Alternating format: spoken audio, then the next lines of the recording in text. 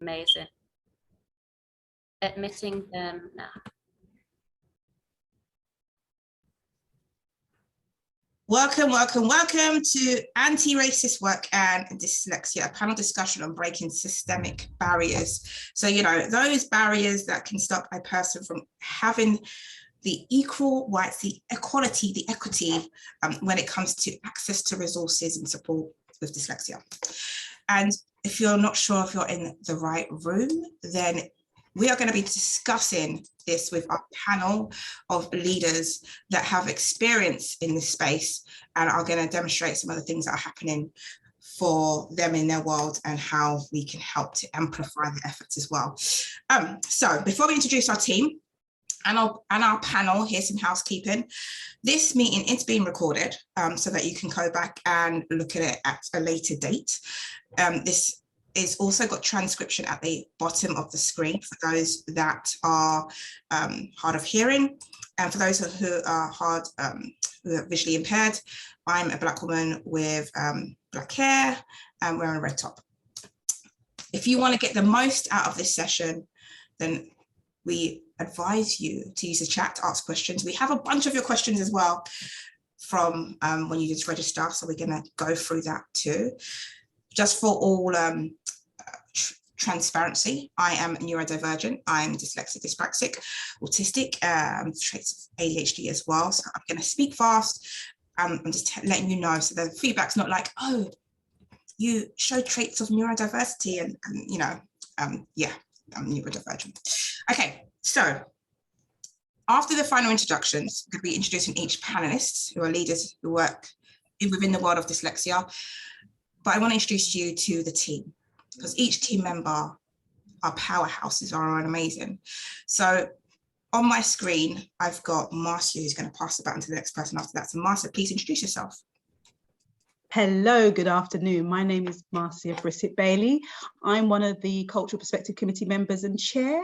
And really today it's, this is a safe space. And if you do have questions, please put them in the chat. If you want to send a direct message to one of us who have got CPC to answer your question, we can do that for you as well. But it really is a space to feel safe, ask those questions, feel comfortable, feel uncomfortable, feel comfortable to get those questions answered, or just to have a feel to ask anybody from the panel as well. And I'm going to pass the baton on to Zoe. Hi everyone, so my name's Zoe. I am a dyslexic young woman. I am mixed race. I've got pearl white earrings and a white shirt on. Very little bit about myself. Quite crazy. I speak very quick, so just bear with me if I do speak quick. And I just have a passion for dyslexia. I'm one of the amazing women on the Cultural Perspective Committee. We're all about breaking down those barriers and really standing up to the stigmas that are there and breaking them down, especially for young people as well. And I'm going to pass the baton to Lisita. Hello, my name is Lisita, member of the Cultural Perspective Committee. I am also a Black woman, except I resemble a Malteser. No, just kidding. I've got a shaved head. I'm wearing a bright mustard colored top, got my glasses on, and I have a beauty spot on my nose, which you might not be able to see all the way through the camera there. So yeah, been part of the Cultural Perspective Committee since it was founded in 2016. Myself and Zoe, we focus on stuff to do with young people and youth and their experience with dyslexia. And I suppose also historically, people's youth about their dyslexia now that they're older as well. Today, I'm really excited about this. It's taken us a little while to pull this together, but everybody's contributed. And let's have a great discussion. Send your messages. I'll do my best to ask the questions and keep my eye on the chat and everything else. And I'll give it back to Ruth. Okay, fantastic. Thank you, team. So use the chat, just like person in the chat's already used. If there are challenges with audio quality for anyone else, let us know. We're going to be letting people in. So you might need to just log out and come back in. Sometimes that helps the challenge of audio with Zoom sometimes. So you know the housekeeping. You know that if you use the chat, you'll get the most out of this. You've got some of your questions. that you've submitted when you registered. So thank you so much for that. I'm going to do the introductions to the panelists that we have today, because it's really exciting, because again, just to remind you, we're discussing how leaders who work within the world of dyslexia are breaking systemic barriers and promoting equity for those from all backgrounds in education and work. That's what we're discussing. That's what the conversation's about. So we're not going to be talking about what dyslexia is, but more so moving on from that conversation to how is the barriers being broken in our specific world right now.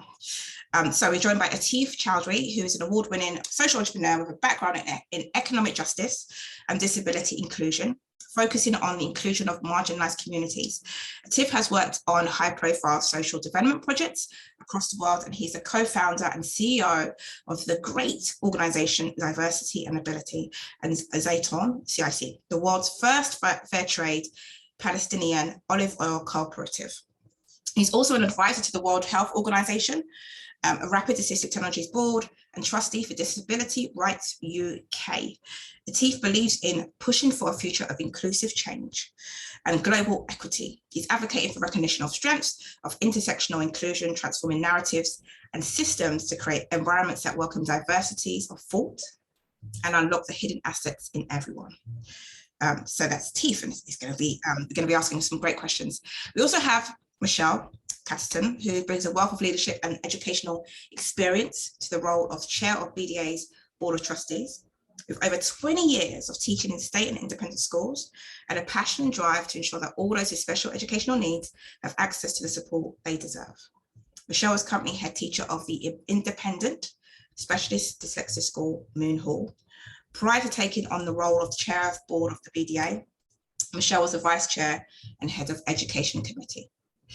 Then we have Tahirah Yasin, who's a member of the British Association of Counselling and Physiotherapy, and NCS. She's a psychotherapist, supervisor, bilingual, specializing in issues, multicultural trauma and refugee asylum and domestic violence based, and primarily an advocate for neurodiversity. Tahirah is diagnosed with dyslexia and dyspraxia. She's a member of the BDA Culture Perspective Committee, and we welcome her in. So amazing to have her on board. And she advocates that dyslexia is a disability, but not one that is visible to the naked eye. And because of this, dyslexia has been misunderstood and judged more so in the marginalized Asian and Black communities. Last but not least, we have Keisha Adair Swaby, who is an international and inspirational speaker and a presenter on Radio Diamond. She is a dyslexia advocate on a mission to raise more awareness in our communities. And after being diagnosed at the age of 41 with dyslexia and dyspraxia, whilst in the last few weeks of studying for her degree, despite her challenges, she achieved a first-class honours. So Keisha has chosen as one of the top 50 most influential neurodivergent women and was recently nominated as a Role Model of the Year for the MBCC Awards 2022. Her motto is, "If I can do it, so can you." So with no further ado, here are some of the questions that you submitted when you registered for this event. So take it away, Marcia. So good evening, and greetings, everybody. So the first question I have is for Atif. So I'm going to answer that question. How do you become an advocate in your workplace and learning difficulties champion, I would say learning difference champion, and push the change without being seen as a BAME individual who is troublemaking or being a troublemaker? Do you want me to say that again? Because I feel that was a bit of a mouthful. Did you capture anything from that, Atif? Yeah, hi everybody. Yeah, I did, Marcia, thank you. Yeah, I got the gist of it, and I just want to hope I do it justice. Ultimately, we're asking a question of really, how do we become an advocate and a self-advocate, you know, and to experience that without being seen as a troublemaker. And that speaks to the heart of probably this conference and this conversation, right? Because, you know, when we think of these conversations, and I guess the person asking this question has come from a deep-rooted place, you know, we're talking here about structural racism, right? And the risk that people take when they put their head above the parapet and they ask questions or they insist on better. And what happens when they do that? What risks and emotional labor, what harm do we do to our sense of self and identity when we do that?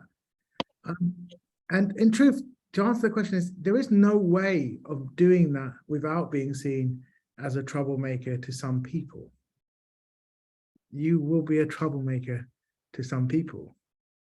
The question is it a good trouble? Is it rebellious hope?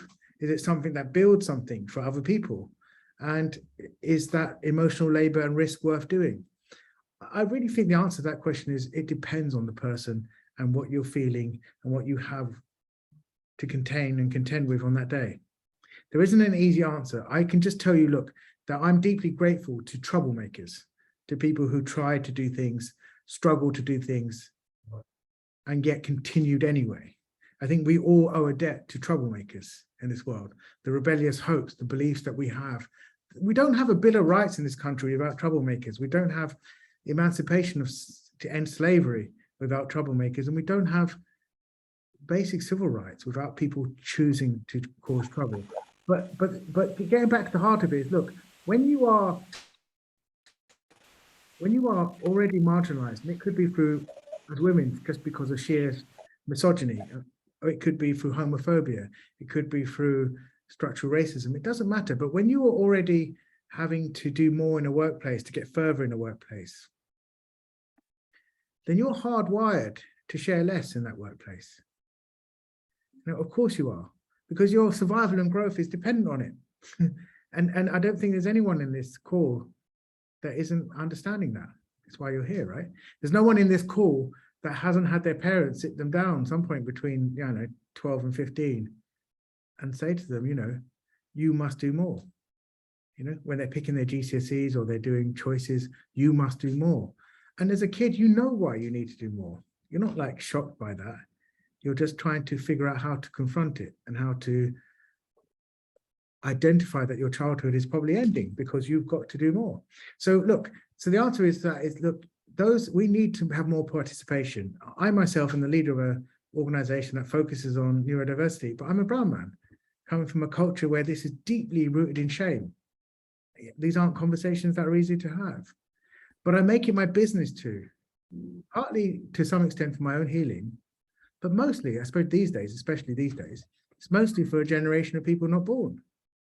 So invite that trouble, get excited by it, but protect yourselves a little bit when you decide on what day you're prepared to do it, and recognize you're entitled to some days where you're not prepared to do it, and that's okay too.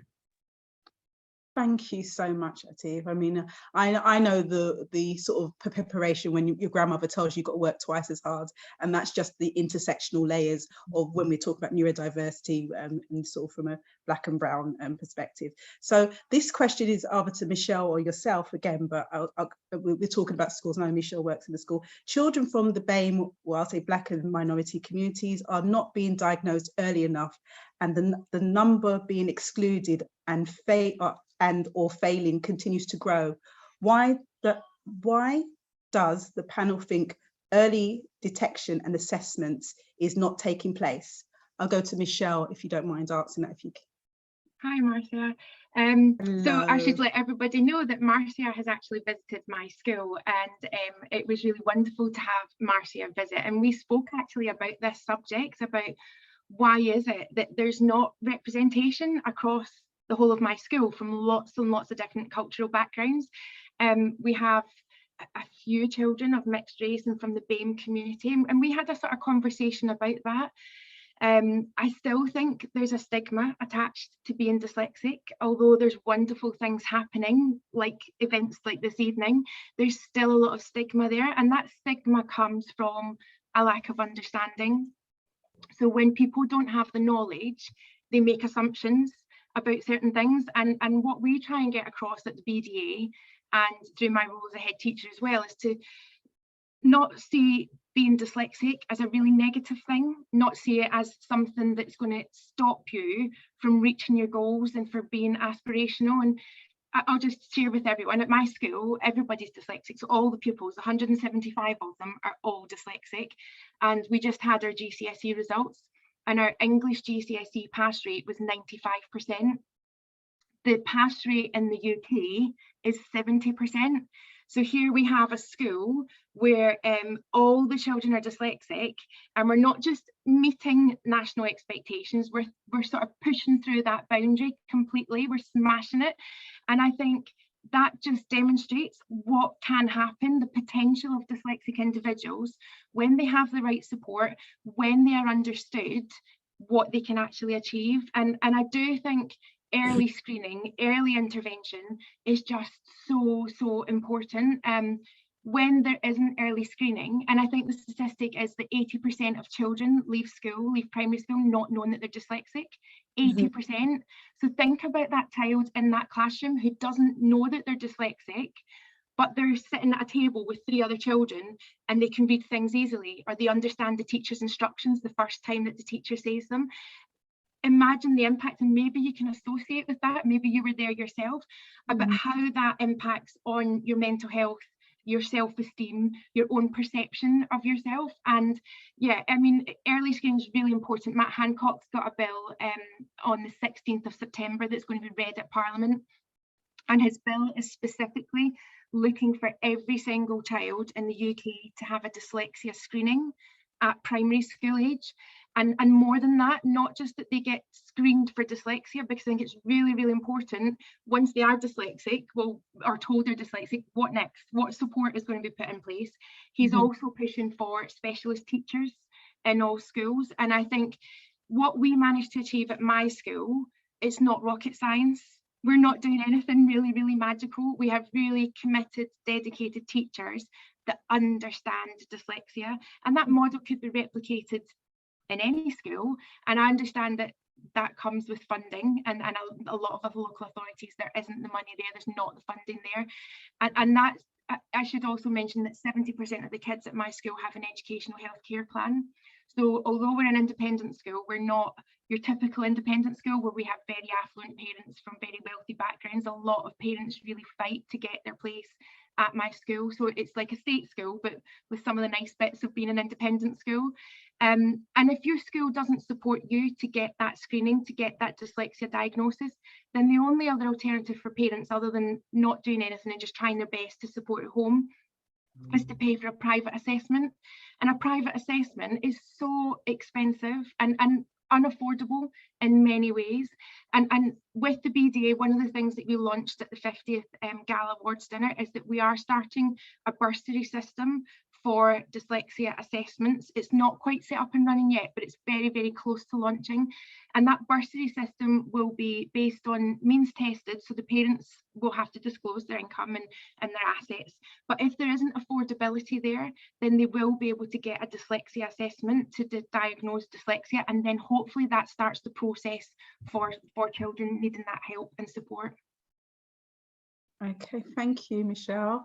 I don't know if you have anything to add, Atif, because I know you've spoken anything around the exclusion or anything like that, but before I move on to the next question around sort of the minority or ethnic groups. Yeah, I have a... Thank you, Michelle. Yeah, thank you, Michelle. I have a provocation, perhaps. I don't know how popular this will be, but let's see. I'm not necessarily a fan of screening everywhere we go. There's some wider reasons for that, which probably would take a little bit longer to explore. But what I'm more excited by is how we build inclusive teaching and how we funnel funding and into understanding of what do we lose in terms of mental health loss and participation? What do we lose in aspiration setting? And what we're losing every day because of self-esteem loss in children, and how we recognize the mental health consequences of that. Now, the challenge we've still got is we still live in postcode lotteries in terms of schooling. And so I think that even if we did say, right, we're going to screen all the kids, and I've been in parliamentary meetings with Matt Hancock on this discussion. I have some questions around it, which is really, I mean, if we do screen children and we still find that they are in need of support, we can see that I think every parent that's in this call can testify how hard it is to get support, even if you've managed to get a diagnosis. And those are the parents who have had the agency and, of course, struggled. But at least there's a sense of social capital to say, this is a thing called dyslexia. and this is the thing that affects children, and these are the rights attached to children under the Equalities Act with it. That is just something that is available to very, very few people in terms of understanding. And even those it is available in terms of understanding, it's fair to say it's a battle. So my question is, even if we did screen, which we should really sort of think about, but if we did, what are we going to do to actually meet that screening? And if we're not going to do that, then what have we done? Because it's understandable that dyslexia, for example, was talked about for a long, long time, over 100 years in upper classes.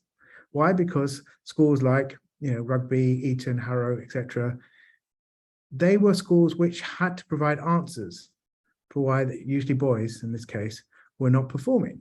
There were schools that had to provide those answers because money was spent. It's the very reason why Winston Churchill knows about his dyslexia and could talk about it.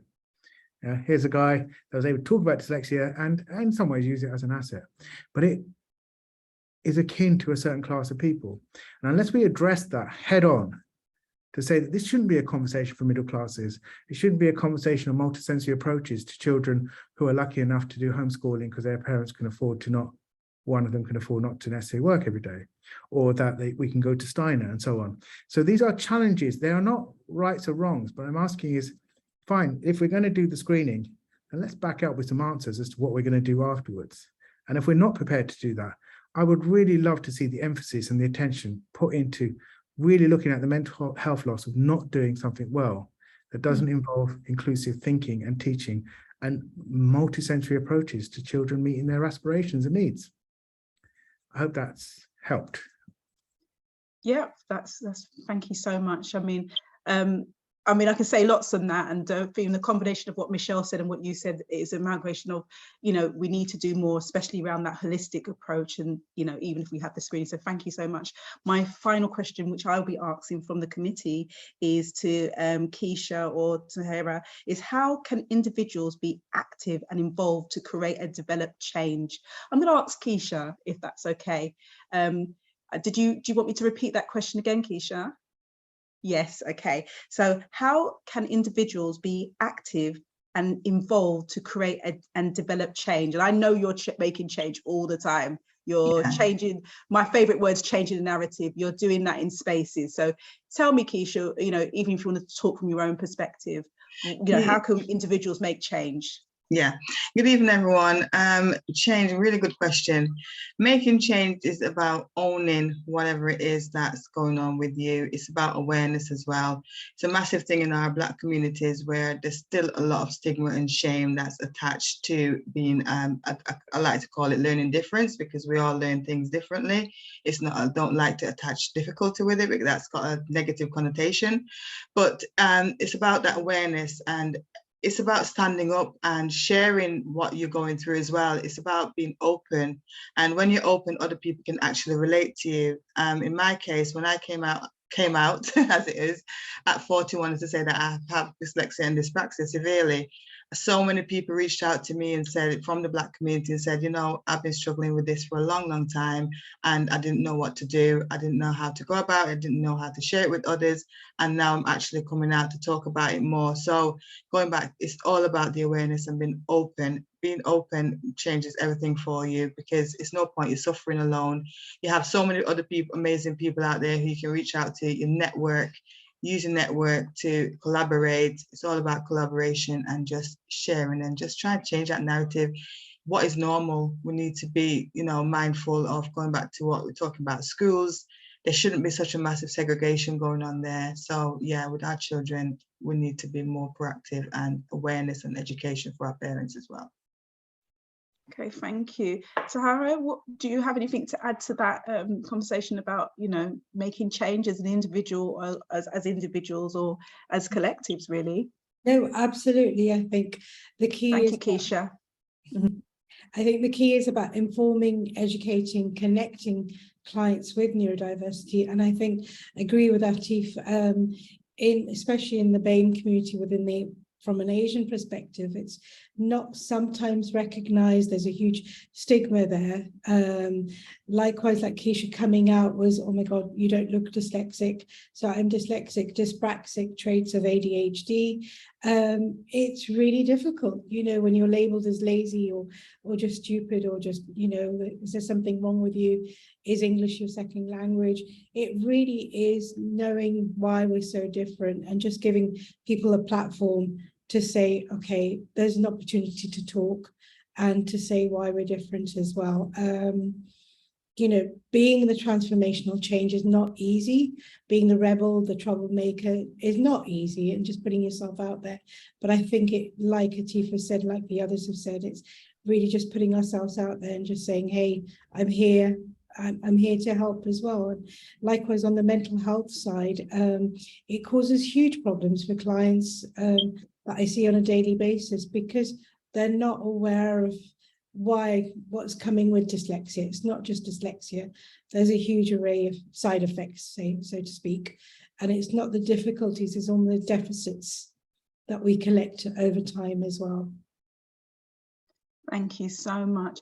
Those are my questions for now. I'm going to be really focused and go to the next person, who's Ruth, to answer the next set of questions. Thank you so much, panel. I think you can all agree that there's been some juicy knowledge bombs dropped already about what we can do to make some of those systemic barriers drop and what's really been done. And so some of the questions I'm going to ask are around, I guess the first question is, how are you creating more dyslexic diverse role models so they can empower and pave the way forward for others to become senior leaders? That question's for Atif and Michelle specifically. Just, I know that you are in massive organizations, big organizations that make an impact. So how are you creating more dyslexic diverse role models, on neurodivergent ones, so that they can empower and pave the ways for others to become senior leaders? Who wants to take that one first? Atif, Michelle? Okay, Michelle. I'll go first. Okay, yeah. So role models, I think, are so important to children, to young people. They need to see someone that they can look up to, something they can aspire towards. So obviously I've got sort of two roles. There's the chair of the BDA and there's the head teacher role. At my school, at Moon Hall, we have a lot of staff that are ex-pupils. So I have a lot of children that have been through the school as a pupil, and now we've employed them as adults. So obviously they're dyslexic and neurodiverse. And I think that's really important. It's really nice. It's really nice for the other pupils to see that someone has been through the school, and now look at them, they're being quite successful and they're getting on and they've got a really good job and really good prospects. And again, at the BDA, on the board of trustees, we have probably at least half of the board who are dyslexic themselves. And I think that's really important as well, that we've got dyslexics on the board that have a lived experience of being dyslexic. I'm not dyslexic. My middle son is dyslexic, so I understand it from different perspectives, but not as an individual myself. But I can empathise and I can associate with parents when they're going through that journey, when their child is struggling at school and finding things really difficult. But for me, role models are really, really important. And there's a lot of positive charities out there with good role models, and we need more positive role models that can step up and say that they're dyslexic and sort of be honest and open about the struggles that they've had, and not.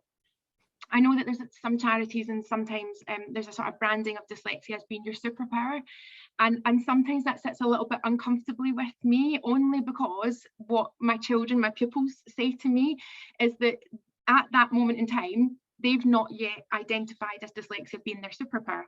I get that when they're adults, they'll find strategies and skills and they'll embrace it, hopefully, a lot more. But when they're actually at that point in time, sat in a classroom, not understanding, finding their dyslexia really, really tough, they find it quite difficult to associate it with it being something so wonderful. So I think it's just a constant battle. It's constantly trying to get them out of their heads, where they will often call themselves all those horrible names like I'm silly, I'm stupid, I don't understand. It's just trying to sort of bring them some positivity with those role models to let them know that it's going to be okay, but acknowledging that it's tough at that point in time. Great. So you are creating sort of a talent pipeline for your organization. So people that have attended, they then got a pathway to then become senior leaders within your organization. Fantastic. Thank you for that, Michelle. Atif, same question to you. How are you creating more dyslexic, diverse role models so they can empower and pave the way for others to become senior leaders? Yeah, thank you. That's a great question. I really like whoever asked that question. So there's the easiest way is to talk about my organization, which is called Diversity and Ability, or DNA as it's known. So DNA is employing 48 people with a network of freelancers and associates, so over 160 people. And we're working around the world, working with, role modeling neurodiversity understanding for Transport for London, even Sony and Fujitsu, and also we work with the United Nations, transforming their understanding of neurodiversity in the global south. So, and it wins a lot of awards. So I'm going to not spend any real time on that, but it's more that the attention that it gets and the awards it gets. It was seen as Disability Consultancy of the Year in 2020, which was incredible considering the impact of the COVID lockdown. And in that space, our ability to build anticipatory understandings of what support is needed and to teach that anticipatory welcome that people need, not just to endure mental health loss or deficit models, but rather to live experiences, to share them, and to inhabit the idea that we are this good at what we do, not despite these differences, but because of them, and that the lived experiences are the very asset in the room. Now, we can't do that unless this team, the team Diversity and Ability, is made up of these lived experiences. It is this well because it can anticipate, because it's felt these experiences, it's lived these experiences long before DNA existed. Its values in my team and my colleagues, they have these values, whether I set up DNA or not, whether I found it or not, they would care about this stuff the same way. And so a rudimentary answer is to say, look, ultimately we've created a space and an invitation to the world, but to recognize, what does that invitation really look like? What does it look like for people who feel powerless? How do I know my invitation isn't is an innovation or an inspiration, or maybe it's not, maybe it's an imposition. And so I have to look at the heart of, where do people receive these things and what space are they at right now? Not with just what label they've got or could access, or the shame they feel when they access it, or the shame they feel when they're afraid to access it, but rather what is going on in their lives? What is the social impact of their stories? What does poverty do? What does class do? What does racism do? What does trauma do? What does joy do? It all plays a role in our understanding of how we paint the world. And it's not enough just to say, I'm dyslexic, therefore you can, because you're dyslexic too. That's not viable. It's not an answer. Okay, I grew up in a no-go council estate. When I was a kid, I mean, I didn't get to talk about dyslexia till I was in my early 30s. I'm 48 now. But I was 13 when I realized I was. But it took me another 20 years or more than that to prove it. And I wasn't from a culture that wanted to talk about it, or a school system that would have said, yes, we think you are. You've got a spiky profile. We think you're very bright at this thing, but you're terrible at that thing. Let's figure it out. It wasn't that kind of thing. Like I said, class has everything to do with this. So when I could see role models, what was I given? I was given a picture of Richard Branson by the BDA actually in those days, but and the BDA has moved on a lot further on. But you'd see a picture of Richard Branson. I think, look, what have I got? Even if I am successful as a social enterprises, and even if I scored exactly the same as Richard Branson on a RIT scoring for dyslexia, the only thing I've got in common with Richard Branson is a beard, right? Because there's nothing we have in common in our lives, in our histories, in our childhoods, our experiences, how we navigate the world. So it's going to a real place. When we say we're going to role model, we can't role model things that people aspire to but can't inhabit because it's so far away. So we role model things that are real, that speak to the realities that people live, not just the diagnosis that they may or may not want. So that's the real responsibility, I think. So I hope that's not a difficult way of answering the question, but on the one side is the organization I'm in and what the team is made up of and how we live these experiences. But the other is speaking to the heart of people's experiences. When we role model, we build something that people can connect to because it feels real to their lives and relevant to their lives. And if we don't, you know, I'll finish on this, but if we don't have an intersectional understanding of the barriers that are involved here, then we are not going to have a relevant understanding of how to address those barriers. We're just going to set another set of labels and another set of barriers. And I don't think that's where neurodiversity should be going. So I hope that it's a positive answer. I meant it in a positive way. No, it's a complex question, which requires a complex answer, because role modeling isn't, like you said, it oftentimes we think, oh, well, if you have a representation of a person that looks a bit like me, that's it. But there's the intersectional parts of it to make it relatable. Ruth, right now, I would tell you, growing up in where I grew up, and some of you might know a place called Thamesmead, it's South London. It's real growing up brown in that place. But I have more in common with white working class people than I do with brown people in the current Conservative government. And of course I do. So it's not enough just to say this person's brown too. But not all skin folk are kinfolk, as you may hear. And it's true, it's about class, it's about trauma, it's about choices and who gets to make those choices. And it's not just going to be about colour alone. Absolutely. Thank you so much for articulating that so well. And I think it's such a, and I know there's so much I kind of want to ask, but I'm going to hold back. So thank you, Atif, and thank you, Michelle, for your answers as well. And based on that question is, and I guess this goes to all panelists as well, when it comes to leadership, there's always a way of, that we've always attributed leadership to look like. How are we disrupting the ideal leader standard so that we can have that pipeline of leaders that look different and are able to be accepted and belong in that, from that intersectional point of view? How are you disrupting the ideal leader standard? So that question goes to Keisha.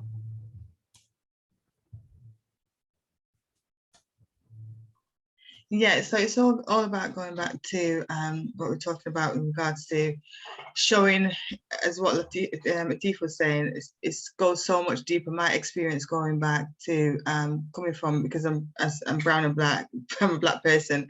However, I came from Jamaica at the age of 14 to the UK, so that's a whole nother game there.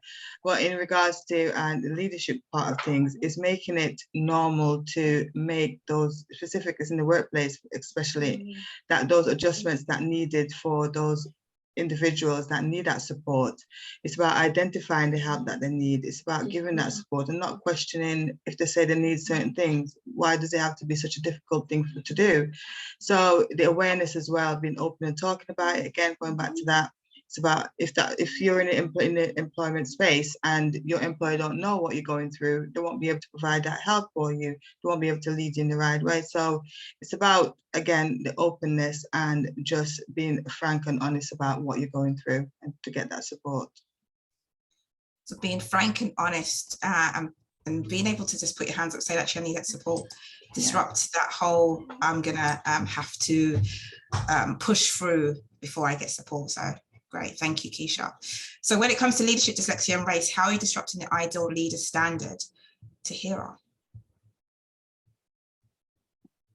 I think definitely agree with Atif. I mean, coming from a different cultural background, I grew up in Newcastle, very white, working class. I was told lazy, you know, you're just destined for childcare. And I think just being able to go through and keep going. I failed my GCSEs the first time, I failed them the second time, failed them again. And there was no one there to say, hang on a minute, there's something going on. But the fact that, you know, as dyslexics, dyspraxics, we just keep going, pushing through. And I think that's the thing, just like, you know, like everybody else has just said, putting yourself out there, just saying, I'm not going to give up just because I look different, I speak different. I've been told English is not English is a second language, and I've had to argue, but no, I was born in this country, English is my language. I don't speak any other language perfectly as I do English, and often it's really frustrating. But as a woman as well, within my own culture, it's just stop being silly, you can't go through with this, let the men work or let somebody else do it. So being a leader in itself and working as a counsellor, I came up with a lot. I had tutors say to me, it's a white middle class profession, where do you think you're going to get with it? And that was huge. That was a big challenge for me. But I think the key is just determination, grit, and keep going.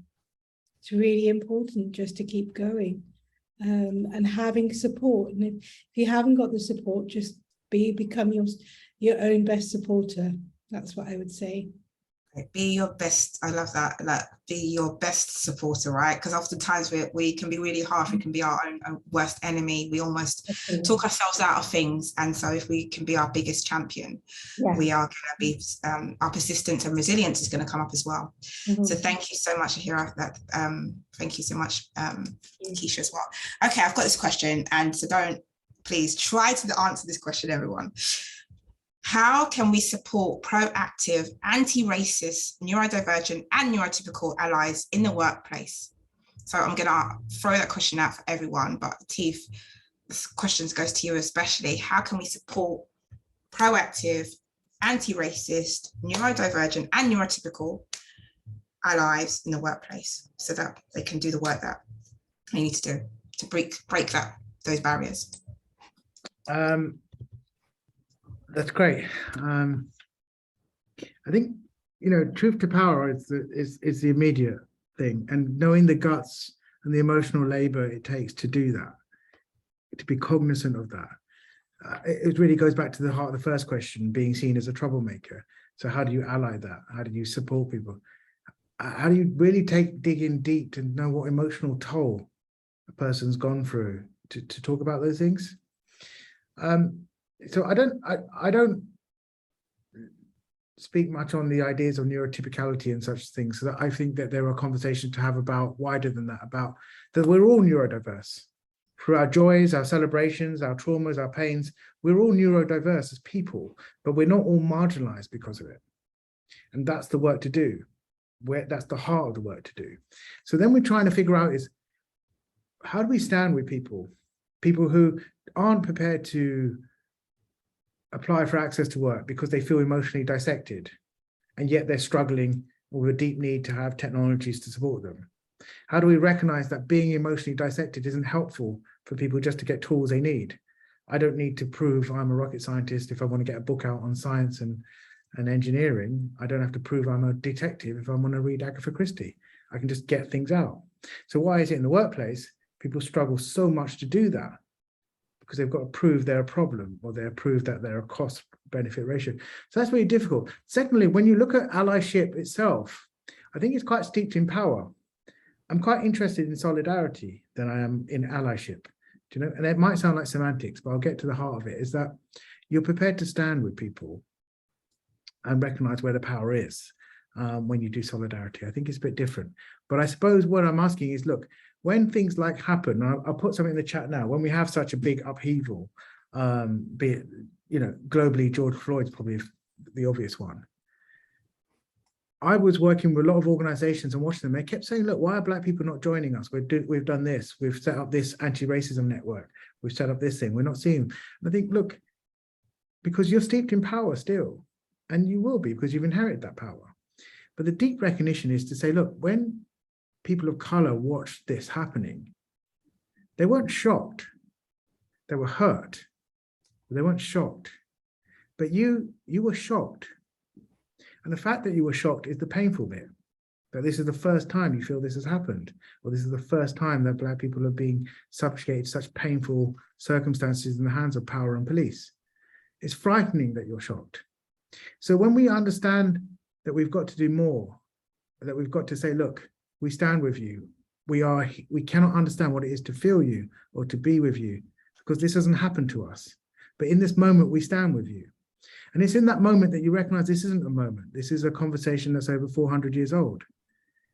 And in that conversation is the urgency and the humility that leadership has to have to be able to stand with people And that is going to come, and it comes in many different places. It comes with a lot of grace, I think, more often than some people realize, but it also needs pushing from people to offer curiosity and humility to say, yeah, we actually got to recognize our power.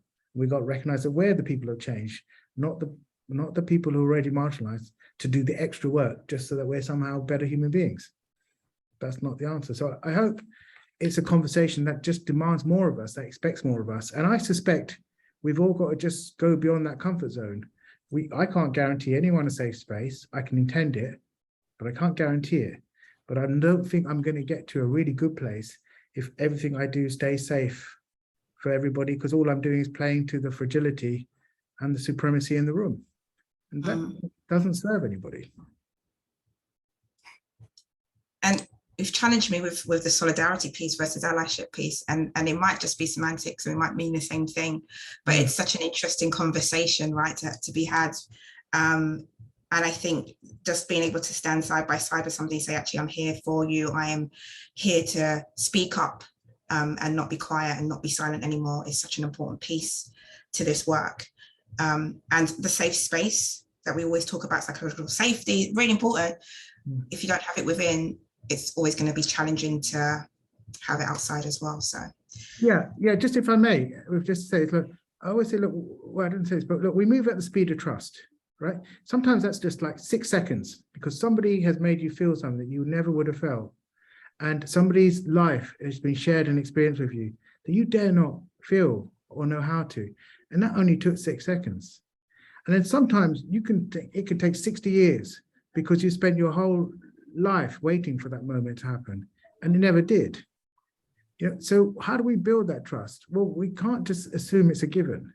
You know, we've got to earn it. We've got to think about it. And then I think when I'm talking about solidarity, if it's confusing or semantics for anybody, I just say, look, I'm interested in how we get to a collective liberation on this. So it's not that allyship doesn't have to change. We can all be better people. We can ally people. But what we have to do is something more exciting than that, which is to say, look, if that person's not well, if that person's not included, if that person feels not liberated, then I'm not liberated.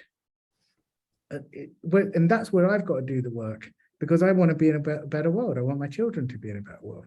So then that collective liberation is the exciting thing. Whereas I don't think allyship quite gives us that. It allows us to say, it allows us not to do much. We can, I mean, I think we can all be allies. It's not hard, but it's doing something that's asking more of us. I could speak to Atif for a while, like just sleeping. So thank you. I think it's such an important conversation. Michelle, I want to ask you the same question as well. I know that there was a bursary that helped with from a BAME background to get more people into doing, is it assessments and being able to do that, right? But I know that the BDA are doing some great work out there. Not many people will be aware of it, but how can we support and be proactive, do the anti-racist sort of work and have those allies in the workplace and encourage that continuously? I think as leaders, as a leader of my school and of the BDA board, we have a huge responsibility to make sure that we're as inclusive as possible. And okay, in the classroom, because all the kids have got SEN, we're very inclusive. We meet all of their needs in the classroom and we help to support them. But it's more than that, it's wider than that. And in all honesty, I work with children that are dyslexic, but they also have co-occurring difficulties. So they've got ADHD, they're dyspraxic, they're dyscalculic, they've got speech and language difficulties as well. And it's about sort of educating them what is acceptable, what's not acceptable, and having that conversation, that really, sometimes those really difficult conversations, those ones that you're maybe not always comfortable having, but you know that it's really important to have. So when we had the George Floyd situation, having an assembly about it, asking people's questions, like what is their understanding of things, and I think just really creating a culture at the school, and that's my responsibility as a leader, is to make sure that we don't tolerate any sort of racism, and we don't tolerate anything that would be unacceptable. And it's setting those standards as leaders ourselves to make sure that we're role models in a sense for what is acceptable and what's not acceptable. And there's a lot of terms at school. So Ofsted inspections focus a lot on sexual harassment and different things like that, and how in previous years it had been passed off as banter.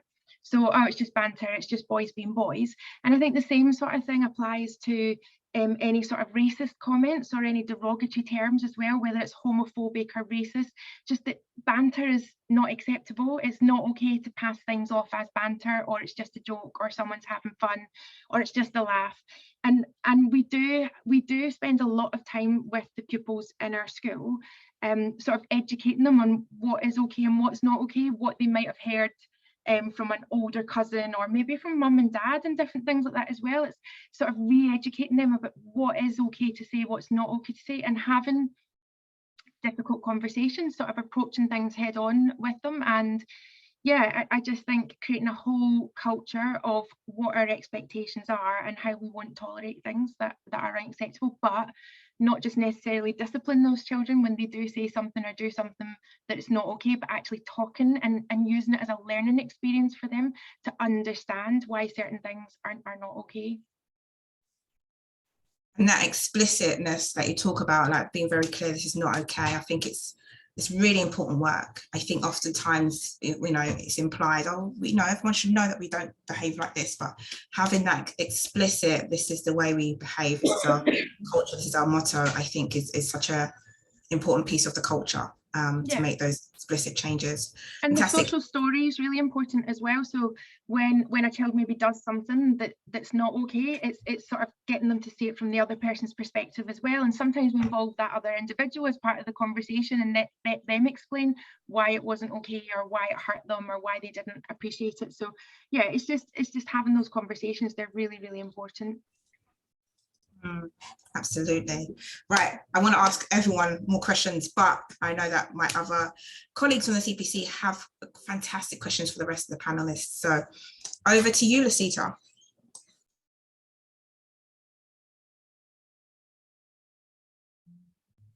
Yes, I've got some some questions here that have been submitted, but there's a question I want to ask to start things off, and that is to Keisha.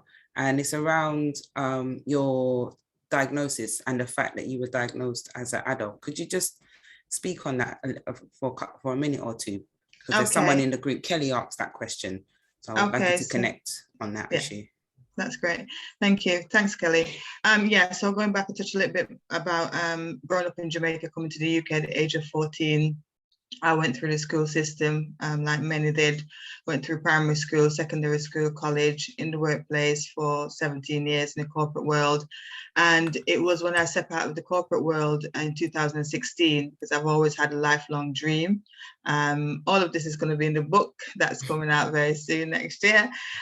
So I had a lifelong dream of going to university, because when I came from Jamaica, my grandma used to take me to various houses to see relatives and friends. And I used to always see that picture on the wall, and they had the cap and gown on. And I always wondered what you had to do to get that. But at the time, I didn't know that I had dyslexia and severe dyspraxia as well. So I went through all the way. 2017, after feeling so fulfilled, struggling in the workplace massively, I just couldn't cope with what was going on. I didn't know what was going on myself. They couldn't help me because they didn't know. And when I stepped out and went into the big wide world to do my degree, I made it an effort to get my work checked. And the day that I took my work to the library, she checked it and she said to me, I didn't know that you're dyslexic. Now, this was the last few weeks of my degree. So if I'd left university without getting a diagnosis, I would have had to pay for it myself. So everything rushed through very quickly, and I got diagnosed at the age of 41. And that was when my whole life changed and everything started to make sense. And from then, I finished my degree, first class honors. Then I went on to do my master's, just graduated a few weeks ago with that.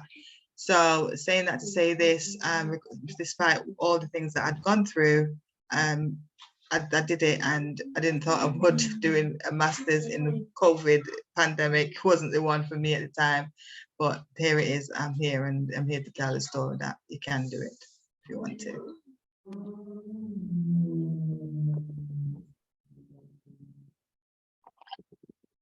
I'm talking like it's the quiet movies. Thank you, Keisha, for that, because it's important to know that, you know, you can go through your whole life and be successful. You had a career in a particular industry. And then when you went to follow your aspirations, that's when you found out, you know, and for many of us, I found out later on about my dyslexia. I was 17, but for me, it was an aha moment. It was like, oh, so that's why I feel like school doesn't like me back. Do you know what I mean? Like, because I loved school, but I felt like school didn't like me back, you know? So that can be difficult. So really thank you for that. And in terms of people being able, I'm going to move on to another question now. This is from someone who has a pharma company, and they are trying to be more accommodating to people with neurodiversity. And they would like some advice on how to help somebody with dyslexia succeed. I'll put that out to the panel. Atif, have I got your attention there? Or Keisha, who wants to chime in on that if they feel they can give some advice? I'll give it to Atif first. All right, Atif. Yeah, I mean, well, in a way, I mean, you're doing it right now, just for a moment to say that as well. If you're not necessarily feeling a lived experience, but you've turned up to this, that in itself is an act of solidarity and a curiosity and humility and leadership, all right there. So just take a step to not give yourself such a hard time that you're doing that already. Secondly, look, there's a whole legion of good work out there that's non-deficit based, non-deficit model based. It's really important to look for that first, to look at organizations. I mean, of course, DNA is one of them, but there are others that look at how we support people who aren't there to just embody or pathologize a sticky label, and that the whole sum of their identity is attached to that label that people have read about. So it's to recognize, look, how does a person feel? What is it that they're sharing about their differences? What is the impact? And that's really the important thing. What's the impact of that? That's really, and that's really deeply misunderstood, because people just think there's a catch-all. Well, often people feel there's a catch-all because if it's dyslexia, then it must mean this. If it's autism, then it must be IT skills and so on and so on. It just, these are such myths that have done such harm and prevented people from participating. So my biggest advice is look for organizations that are really doing fundamentally good work based on not problematizing people, but looking at the social realities of what barriers are preventing that person from participating. And dig deep to recognize that that person is an individual and what that individual needs. And if you're in a position of leadership and power, and hopefully it sounds like you probably are, then take a deep breath and don't be so hard on yourself as well. So many folks in leadership roles are so scared of saying the wrong thing, they don't say anything at all, you know, and then nothing happens. And so we've really got to get a space to say, look, to do that. I wish there was more time to explain this, but if we do go down a space of this is severe and this is mild, we're not going to get into a good place. We're not. This is not really the easiest space to do that. But if you do think it's okay, let's talk about what's severe. Severe to what? It's all relative. What's mild? What's mild to what? Somebody could be severe, but they might be 21 and really happy, and their family are supporting them. And they found out when they were 7 and they're at drama school and they're excited and they supported there. Technology is there. Somebody might be mild, but they're in their 60s and they've got anger management with themselves, depression, self-esteem loss. You know, in a rental market they can't afford to stay in, you know, and in that sense, that mild dyslexia has prevented them taking roles and promotions and confidence building. So in terms of impact, I'm worried about Mr. Mild because we've got some realities to deal with. So look at the person and look deep at the organizations that care about the individual and not just making money out of a deficit model. Okay. I think also as the CPC, we've got some stuff on our part of the website at the PDA that can direct people to some support, and we can always improve on that. I'm going to read this question exactly as it's been written, and offer a bit of information at the end. So it says, what resources can I utilize myself and refer others to when it comes to treating dyslexia of numbers, otherwise known as dyscalculia? So Michelle, I feel that's one for you as you're in the educational space. Hello there. Yeah. Sorry, I was trying to put the BDA helpline number in the chat, which I will do once I've finished speaking. But just so everybody's aware that if there is anybody on this call, or if you know anybody or work with anybody that is struggling, that the British Dyslexia Association has a free helpline that you can phone for advice, and it is run by volunteers. So I'll pop that number in the chat there for you, in case anybody needs it or wants to pass it on to anybody. But in terms of dyscalculia or the dyslexia with numbers, do you know, I will say that there's a real lack of resources out there and a real lack of understanding with dyscalculia. Okay. Even even when you search it on the internet, there's not anywhere near as much information as there is on dyslexia. There's a real lack of role models around dyscalculia as well. And I think in this country, we sort of, there's a lot of children when they start off in school, they almost have this mentality of, oh, I can't do maths, or I don't like maths. So there's a kind of negative association with maths, and sometimes it's a little bit difficult to sort of disassociate maybe just not being a great mathematician, or maybe not liking maths or finding it that easy, to being dyscalculic, where you just really can't understand things. What we always try to do with our dyscalculic pupils is sort of make it as multisensory as possible. So make maths tactile, touchy. So we encourage the pupils, if you go into the maths classroom, they've got whiteboard pens, but they're writing all over their desk.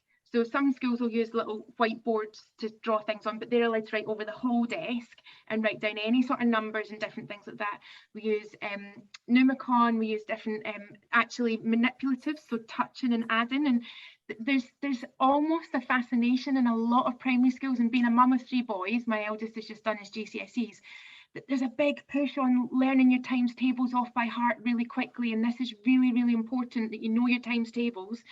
And yeah, okay, it is important, but it's not the be all and end all. And when you think about the technology that we have today on smartphone devices and different things like that, it's really, really difficult. And I think I did a science degree and I did maths in first year uni, but I was awful at maths at school. I really, really struggled with it. And I still have that fear associated with maths, where the teacher's going around the class and asking you to shout out the answer.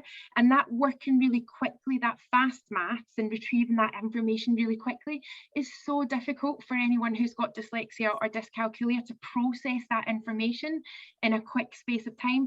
And also to hold that information in your head whilst you try and do the next step and figure out the answer. So dyscalculia is a really tricky one in terms of resources, but if there are any educators on here, any parents, I would just say try and make it as physical as possible, that you can actually see the maths as much as you can, and that will try and help things. Also learning songs, learning rhymes, trying to sort of bring those sort of multi-sensory things into it will make a big difference. But yeah, I do sympathise, because so much of life outside of the classroom has a little bit of maths. So whether it's reading a bus timetable or looking at the clock on the wall, these are all quite tricky things for those that are dyscalculic. So yeah, but multi-sensory all the way as much as possible. Yeah, thank you, Michelle. I would agree with you on that one. With the times table, it can be tricky. My mum, bless her, she did buy me a times table singing tape. That's how long ago I was little, when tapes were trendy. I will say also, Michelle, just to ask you an add-on question. When you say to make it multi-sensory, do you also make it at your school multi-subject? So a lot of sometimes dyslexic people can like history or geography, and there's a history with maths. So I find maths to be a subject that's just about numbers, whereas there's actually stories as to how Pythagoras got there and all these different mathematicians and what they contributed. And for me, when I found out that, liking English and liking stories, I was like, oh, I think I'll pay attention to this theory. It's actually called after somebody. Do you know? So have you seen that in your classroom settings with maths in the school? Yeah, and even in the art department and different things as well, where they're drawing shapes, 3D shapes, and they might draw cylinders or spheres or different things, and teaching them the names of those different shapes whilst they're doing it in a more relaxed format. But I think for any sort of educator, what you're trying to do is you're trying to find that hook. You're trying to sort of draw the pupils into the lesson to make them enjoy it, because if they enjoy it, they're going to sort of pay a wee bit more attention if they can, or get sucked into it themselves, so that they really want to know a little bit more. But it's also trying to sort of give children the sort of relevance to why they're being taught something. If they can understand why they're being taught it, then they'll get a little bit more buy-in, not always.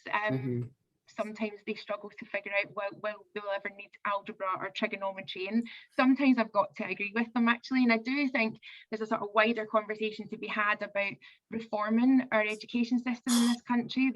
We'll do a whole nother one on that one, definitely. But like you said, the bus timetable stuff.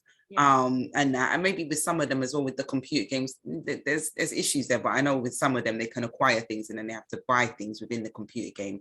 I know that might take a toll on parents' credit cards, but thank you, Michelle, thank you so much for that. Right, I've got one more question, and it is kind of Atif has kind of touched on this one already. How can colleagues support workmates with dyslexia? I think that means on a peer-to-peer kind of level. I can say that before spell check and things like that, and recognizing just how deep my dyslexia was affecting me, I would ask colleagues to have a look at my work, ones that I could trust, that wouldn't then make fun of me because I've asked them to look at my work or say, hey, I contributed to that. So who feels that? Atif, can you add to what you said already in terms of a linear peer-to-peer support? No, other than I think I'm really, on a positive side of things, I'm really grateful that things have come on so well on this level. Like I remember, and this is before I had the diagnosis. So when I worked in a bank, and back in 90s when banks would take on school leavers, we were like 16, I mean children really, but it was before Microsoft Office, but I would need a Franklin spell checker, so I'd have it everywhere when I'm writing anything. But the stress of holding a little device and under my desk, I dare not let anyone see, and I'm holding this constantly, doing this, writing here. Oh, you can't see what I'm actually doing, but you can all sort of visualize it. Stress it will take on my toll. So I struggle to make eye contact. I still do sometimes actually. So I struggle to really look at people, and the self-esteem loss is huge. And I remind myself every so often, because of obviously how different my life is now and what I get to talk about, and the fact that I have people around the world asking me to do it. But it is something that's really powerful and profound on psychological safety, on mental health. So make it your business to notice those things, that we stand with people, that it does have an emotional impact. And as I said, I generally don't think we're at a stage where at all, because of I think because of Eurocentrism mostly, but we're not in a good place on neurodiversity at all, where we could be and should be. But we're in a much, much better place than we ever have been. And that's exciting to think about that. But then to recognize, how do we stand with people to make it so much more exciting? Because we need to, and it's what's ahead of us. Thank you. I was so enthralled there, I forgot I was talking. Right, passing it on to the lovely Zoe, who's not in London. Where are you, Zoe? You forgot to say what part of the country you were in. Birmingham. Hey. I'm a bit over me at the minute in Digbeth, so I do apologise if you do hear any noises. Digbeth is a loud, crazy place. Just kind of touching on what Luge just said, honestly, listening to the conversation, I'm sitting here forgetting that I'm actually like one of the hosts. I'm just taking everything in, just looking at people's expressions, like the nodding of the heads. I'm like, yeah, I'm nodding with you. Like, just a massive shout out and thanks to everyone that has contributed, that are here today, because it's what's needed. We need to hear people's experiences, but also their opinions. Like, it's very interesting to hear how we all think differently, which is amazing. So I'll move on to my very first question, which is for the lovely Keisha. Keisha, this question was asked: do you provide any mentoring for Black neurodivergent women? That is definitely something that all week and last week when having meetings with somebody else in regards to starting things like that. I mean, off the record, I have had people reach out to me wanting support, and I have given that, and I've realized that, my time as well, I give out to, because as you know, with us neurodiverse people, we just help as we do, because we have so much empathy and we don't want to know that anyone is out there struggling. So I do, is the answer. It's a short answer really, yeah, but there's more to come from that. Love it. You got to love a short and concise answer. But just touching on what you said, it's true. There's so many people in the dyslexic field that are really willing to help you. The perfect example is me even being in the position I'm in now. I'm pretty much sure everyone on this chat knows Marcia. I got in contact with Marcia, and through then Marcia's helped me link up with everybody, and now I'm here and I'm just there like, wow, it was literally Marcia who was just giving me all these connections. But it's really, really true that we do want to help. We want people to not feel like they're alone, especially slightly going back to the point about representation. I truly believe with what Atif said, there's way too much representation out there that it's not helpful in the nicest possible way. It's really not. So it was really nice to see that I had people I could look up to that have lived through their experience. It's not the exact same as mine, but it gives me a bit of reassurance that, okay, that's how you did it. I might do it slightly different, but it's reassuring to know that there's other people out there very successful and living their life. But it also doesn't mean you have to follow their blueprint. Find your own blueprint and do what works for you. Nothing wrong with taking little bits of inspiration as we do. So thank you so much, Keisha, for that question or the answer. My next question is for Atif. Atif, this question came in and it said, which sectors do you feel have the furthest to go in removing barriers to people of dyslexia and colour? That's a great question. Oh, wow. I love that. I really like not reading questions in advance because it keeps me on my toes, but it also connects to not overthinking. But those are one of the questions that every time you get one, we think, God, I wish I researched that. But I'm going to give the truth and speak from the heart on this. You know, isn't it interesting what sectors have the most to go? Look, we are, I think, dangerously in social bubbles. You know, and we talk on this and we hear it in terms of intersectionality. So we're in so some of the biggest folks that are coming to us to build these anticipatory, not this reactive space, which they kind of do, and that's the silos that we're in. But those who are trying to build this cohesive, reactive, anticipatory welcomes are coming from banks, weirdly. You know, I couldn't imagine that having deeply struggled and I really did. I mean, it's a long story, but for 8 years in a bank. But the best thing happened, it forced me out. It forced me to change my path. But so now I'm seeing banks doing some really impressive things because they have got the resources to do it, though. Bear that in mind, right? So when banks are doing things saying we're going to tackle this employment gap or we're going to do this, it's a good thing. But they're not the employer economy. They're not. Corporates get extra cookies for a whole bunch of stuff that they basically should be doing anyway, right? So when a bank says, look at us, we're employing lots of black people, I'm like, great, but you know what? It's not 1972. You're not in South Africa. Stop doing that. Just talk about what you're doing in terms of recognizing what poverty barriers you've addressed, what participation, what thought leadership, what diversity of thought you are incubating and encouraging. So, but despite that, I happen to say, look, a lot of corporates are doing a lot of things that are interesting. What I think is deeply missing is the employer economy, which is small, medium enterprises. And they don't get extra cookies for doing this. They don't get extra kudos. They don't get much support on this. Yet they're made up of us. They're made up of people who have families, and in those families are marginalized children with aspirations. There are parents and so on. So they don't get the support to do this stuff. I say this as an organization, we're disability confident leaders and we help organizations go through that leadership. But the small, medium enterprises just don't get the recognition when they do it. And they don't get the extra publicity because they don't have that on their side. So it's something to think about as to how do we make that? Because if we don't do that, then we miss 92% of the UK economy. The economy is small, medium enterprises. That's the employee economy. If I was really pushing though, just to be provocative, I think the group of people that are the least progressive on these issues are actually charities. And it's embarrassing. It really gets someone. I really love to hear people say, no, Atif, hey, look, you're wrong, here's why, right? But look, I speak on third sector forums and I'm telling you outright, charities are still in a model of benevolence, of the idea that if you care more, then you do it for free, or you'd volunteer for free, and so on and so on. And yes, of course, there's deep-rooted underfunding at charities, but there is still an understanding that to say, look, for us to recognize how good we can be as an organization, then we need to understand that the lived experiences of people we support are the assets to drive our policy and our strategy and our understanding. And until they actually do that, they're missing out on so much. And I don't see charities looking at these kind of things enough.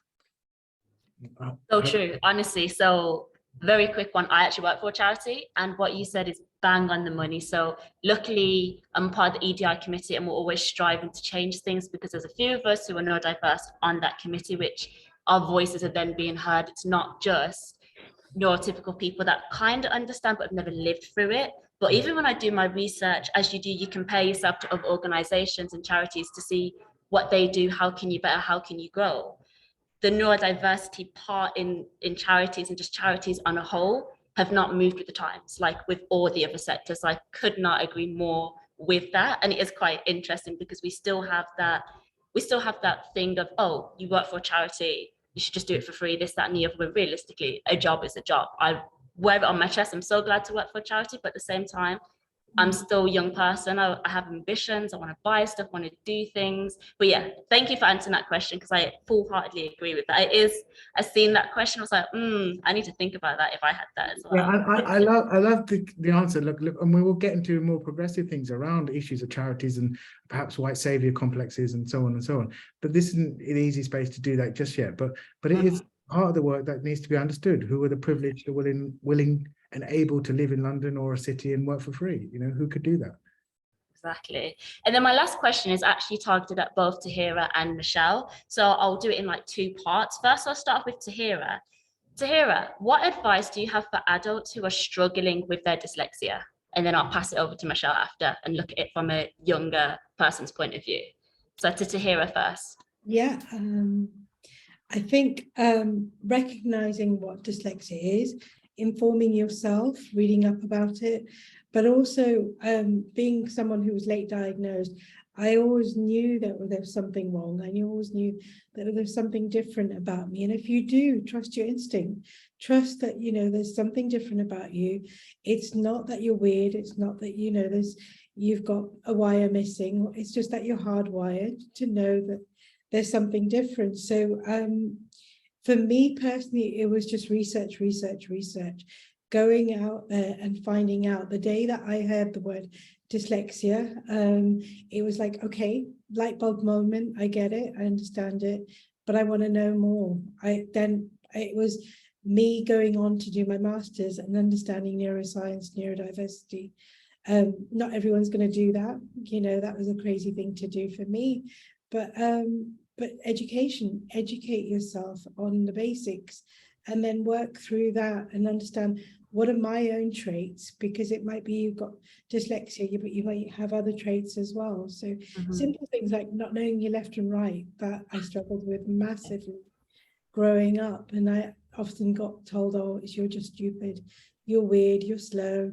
You know, and counselling in itself for me was a journey of self-awareness, trying to find out who I am, what I am. And one of the things when I did start my counselling journey to become a counsellor, become a supervisor, was, is there something wrong with me? And maybe it's really understanding that there's nothing wrong with you, you're just different. So love it. It's true. A lot of it is that self-education, which is kind of sad because you would want there to be more out there. But to be honest, any journey starts with your research, and it's what we have to do. So Michelle, my love, just before I come to you, I'm just going to go to Keisha. She's got her hand up because I can ask you the question right after. So Keisha, do you want to fire ahead?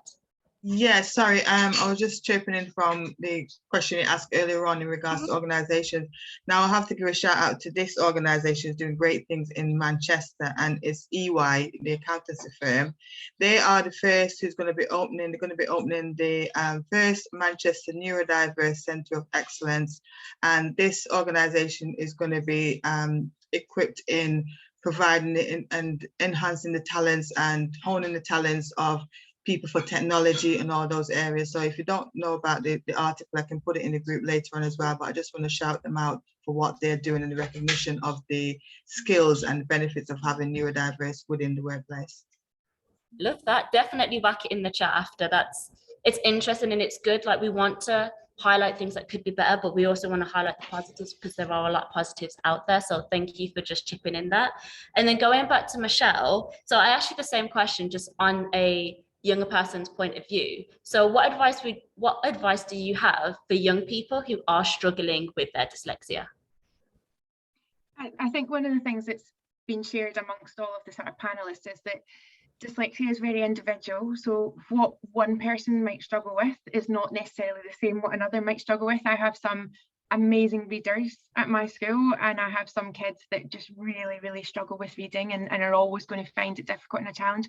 So I think it is just acknowledging each individual and that they're on their own journey, their own specific journey, their own pathway, and not just sort of bundling them all together, that they sort of share all the same sort of attributes, because that's not necessarily the case.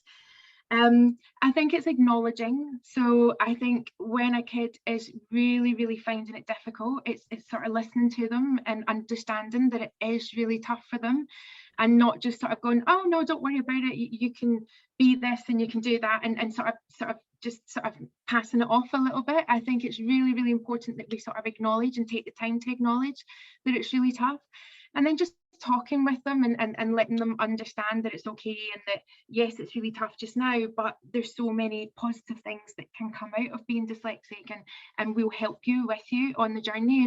And I think for a young person that's quite difficult, and of course there's loads of support out there from the BDA and other charities as well, but I think part of that, and it can't really be done on its own, it has to be done in partnership with the parents. So it's supporting the parents as well. Quite often the parents don't know what they're entitled to in terms of support. They don't know what the next steps are after they have that diagnosis. And I think that's really essential, is that parents have the resources and what to happen next. And obviously we have the SEND review at the moment. The green paper is finished the consultation, and that's closed now. And I really do hope that the government takes into account the feedback that they had from educators, from parents, to make that whole process so much easier for families, because I see it in parents on almost a daily basis, where they've had such a struggle to go through just to get the help that their child needs. And that should never be the case. Every single child is entitled to an education that meets their needs, and they shouldn't have to fight for that. And unfortunately that is the case. They do have to fight in a lot of circumstances to get the support that they need. But organisations like the BDA are absolutely there to help parents. There's sections on the websites for parents, and then hopefully parents in turn and school will all have that positive dialogue with the child, put plans in place, and help them as best as they can through their education. Yeah, absolutely love that. As someone who, luckily, I was diagnosed in year 6, so I've known for quite some time, but a bit like Tahirah said earlier, you get told, but that doesn't really make any difference when you don't exactly know what it is that you have. But I feel like he says, it's really, when it comes to young people especially, not brushing off their feelings. It's very easy to be like, oh, what are you stressing about? You're a kid, you've got so much life to live, your stresses are nothing compared to me who has to pay a mortgage and a rent and this, that, and the other. It's just remembering at that age, their stress is their stress. You shouldn't just play it off as anything else. But no, really enjoyed talking to all of you. Thank you so much for your questions, or your answers, I should say, sorry. And I'm going to pass the baton back to Ruth. So we've literally got like just over half an hour left. So we've been going through these questions and really having a great discussion around how leaders who work within the world of dyslexia are breaking systemic barriers and promoting equity for those from all backgrounds in educational work. And so those might be other questions you have. Feel free to use the chat. Feel free to continue interacting with what the panelists are saying. One of the questions I wanted to ask before we get into further questions is, what are some good practices regarding not only neurodivergent and inclusive language, but any helpful approaches that teachers and teaching groups can make when it comes to really breaking their systemic barriers? What's some good practices, whether that's in education? I know, Atif, you've got some great background in this, but I also know Michelle's got some great background in this. It'd be great to hear your opinions about this, and from a parental point of view as well. It will be also great to hear from other panelists too. So I'm going to start with Atif. What are some good practices regards to sort of that inclusive piece, that intersectional inclusion? Any helpful approaches when it comes to teaching, large groups, or anything like that? Yeah, sure. I suppose, again, we're doing it now. This is an example of that. hosting the space, holding the conversations, being prepared to get very, real with what's needed. So we're doing that now to a large extent. Look, same again, it's good practice for me is trauma-informed care. It's recognizing that trauma may be present, anticipating it, not reacting to it, or creating a space where a person has inconvenienced a dynamic or a space or a narrative, but rather assume that it has justified reasons for being there. That ultimately learning isolation, I'm going to call it learning isolation because it's just a term that I like using for myself when I talk about people who may or may not have a diagnosis, who may or may not want one, who may not have any psychological safety in it. Maybe, as I said earlier, a deep space of shame for them and socioeconomics and et cetera, to even know how to find one or get one or be with people who can talk about one. So in that sense, a trauma-informed care practice is what I'm really asking. And when we see large groups, well, we get to do this. We get to do this with Somungos and crisis. And what I'm always touched by is, look, when there are large groups who may be coming from migrant backgrounds, for example, and we're supporting people who are homeless, but they're also refugees. And, somebody coming from Somalia, well, yes, she's dyslexic in London, but you know what? She was dyslexic in Mogadishu too. Why wouldn't she be? And why are we just framing this around Isol and her English language attainment as if English language is the be and end all of dyslexia? And why have we got these? So I mean to answer the question is, look, is how do we get to a space where groups are talking about where people are at? Not how they define themselves in Eurocentric models of neurodiversity, but how do we recognize to where they're at? And in terms of good practice, I guess I'm asking is, where do we find that? Well, we embody it, and we embody it, and we look at role modeling it, and we look at how we strip away. And the theme of this day, this space, is about anti-racism. It's about systemic structures. So we might need to go a bit deeper in that, in some of the conversations, to say, look, those systemic barriers have also created a Eurocentric way of looking at neurodiversity.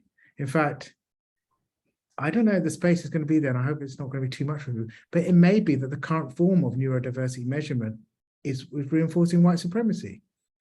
And I know that's really difficult for some people. I'm not saying it lightly, but when I'm looking at organizations that are saying, we hear that, or we're acknowledging that, and we're going to figure out is, how do cultures and identities learn in their traditions as migrants? How do cultures and identities learn from other spaces? I'll give an example. I've just came back from Kenya working with some work in the UN. One of the people I worked with, who's incredible, but he is, it's important to say this, he's a Maasai, he's the world's first Maasai vet. And he does his exams in what language? He speaks Maasai, but he also speaks Swahili, because it's the dominant language of Kenya, the Nairobi tribe or Nairobi people. It crosses into Tanzania. So he speaks Maasai, it's his indigenous tongue, and he speaks Swahili. The exam he did his exams in to be a vet is what language? English, right. He's never been to Europe, never been to England. He's doing exams in English. And if I ask somebody in this country, well, you would be a great vet, but your Cantonese isn't very good, people would be shocked by that.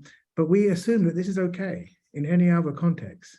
Now, when we start looking at neurodiversity, we're going to get to a really encouraging, exciting, meaningful place when we can start looking at this in groups, small or large, and the solidarity of that to say, how would you navigate these languages and how would you work around neurodiversity in your indigenous world? Not how well do you perform in European speaking countries.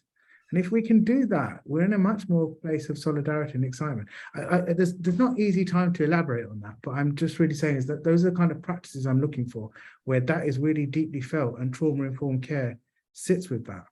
And I know I may be raising the bar here or asking too much. But I just don't believe I am. I think we're a global population of a majority, and we can ask this of ourselves because, we are the world. It's such a, we've raised so many great points, and I guess just dissecting some of that and having a deeper conversation about that is so important. I know, and dear Lord, I haven't made it easy for you guys. But it's great because we have to have these conversations and we have to bring these conversations to the forefront, because oftentimes we are looking at the surface level. We're looking at, okay, what is the work you're doing? Well, okay, what's the next step afterwards? How do we actually integrate this? Yeah, I mean, look, I've put this provocation out because so it leaves it not half finished. I've written a course which I'm going to launch in late October, and I'll invite everyone to participate. It's on race and neurodiversity and how we stand up with people. Yeah. Now, and I'm exploring a conversation for us as action learning sets. But look, I just want to give a thought. Just imagine we lived in a world where we don't have class barriers to diagnosis, and we don't have cost barriers to diagnosis, and we don't have shame issues. So the whole of Europe has no issues of shame, cost, class. Suddenly they just don't have that problem. It's all really good. And everybody in Europe, crikey, let's just add America and Australia and Canada to this, right? Let's just say on all of those places, we've really got neurodiversity sorted. Anybody who wants to talk about it can have it. And it doesn't cost them anything, and there's no psychological implications. If all those places that I've named, Europe, Canada, Australia, America, suddenly did all that, let's just say they did it really well, that will still only be 19% of the population of the planet. 19. And they haven't done it. They're not getting that right.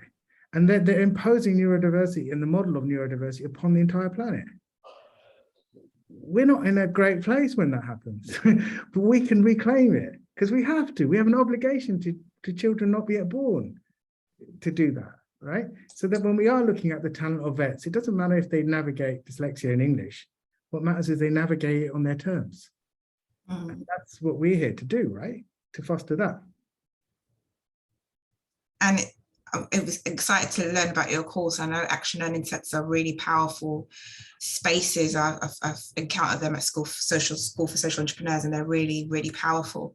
And just having a conversation in that space where you're able to then, person that has the ability to have the space held in a safe, really safe space, internally and externally, is a really great thing. So excited to learn more about that. And obviously when you do release it, we'll share it with the people that have registered for this event, just for relevancy as well.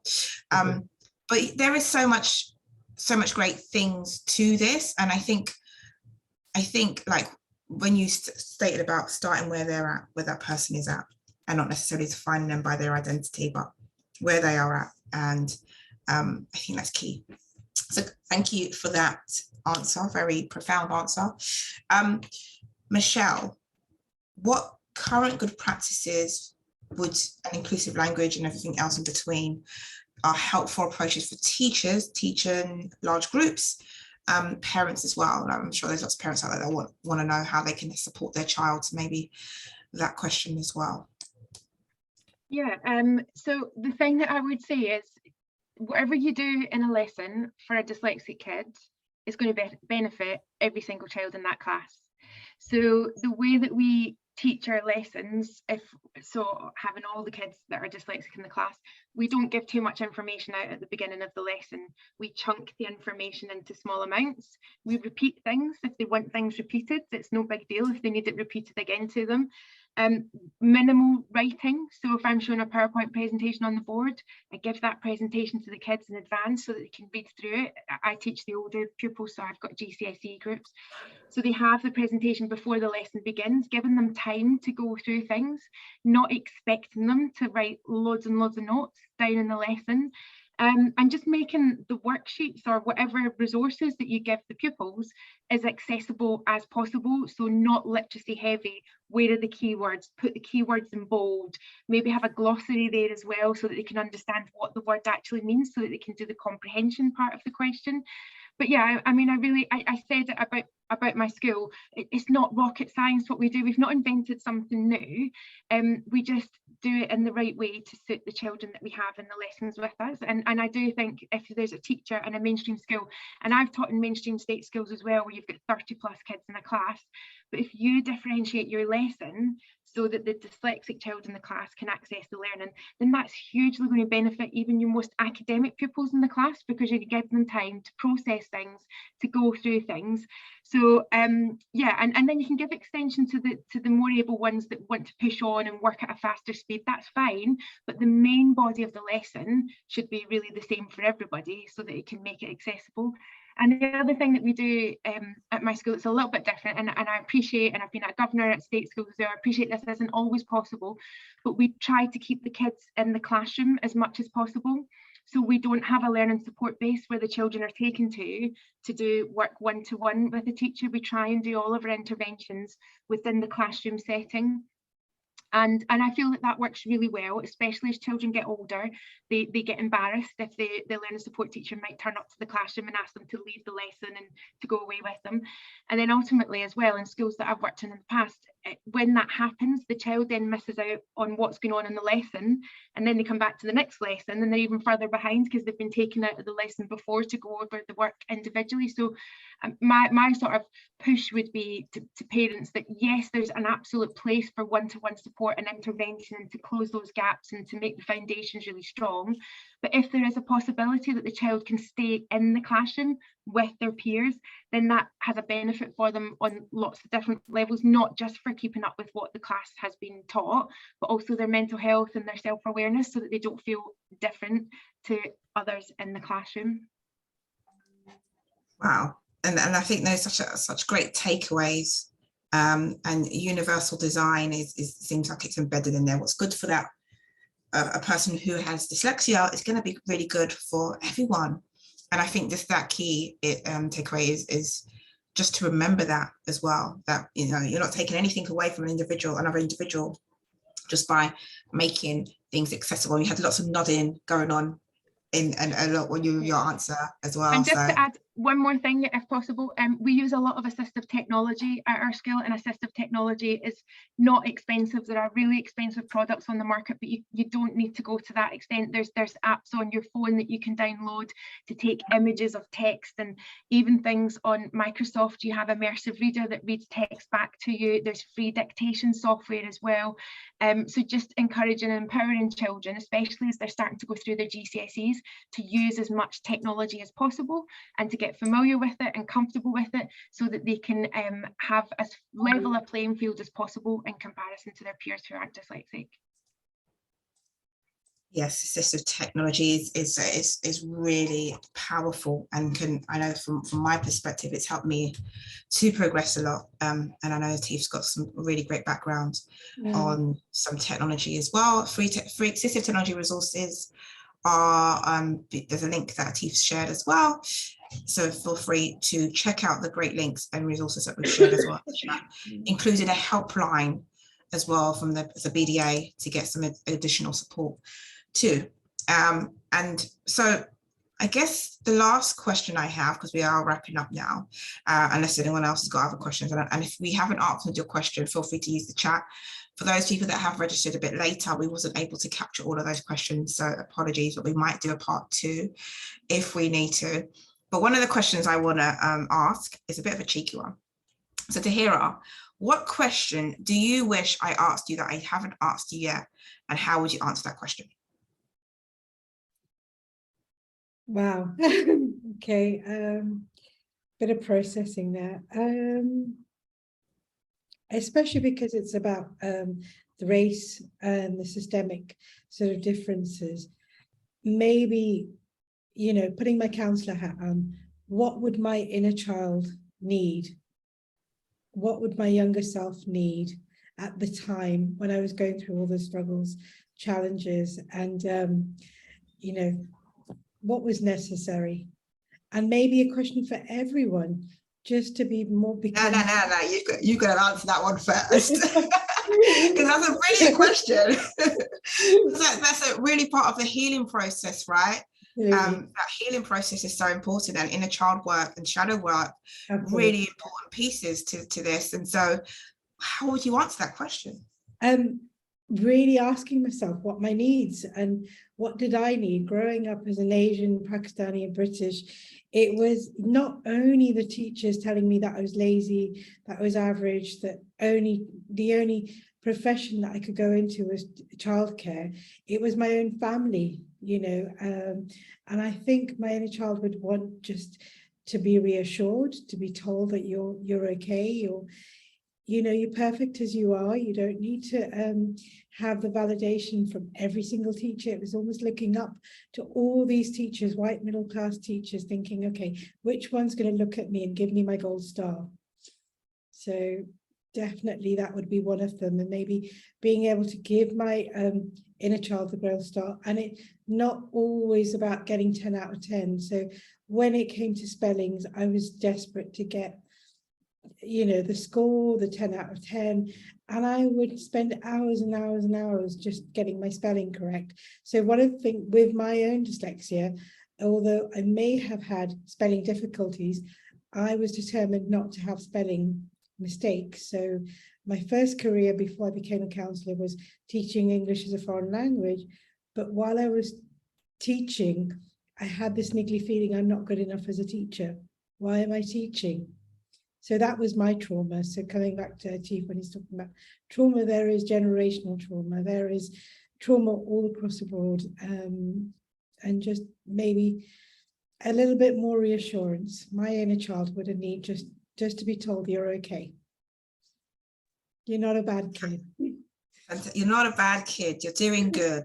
You're doing good. Fantastic. You're doing well. Keep going. You've got this. And if you're going to be a rebel, be a rebel. Be a disruptor. Ask those questions that you need. Absolutely.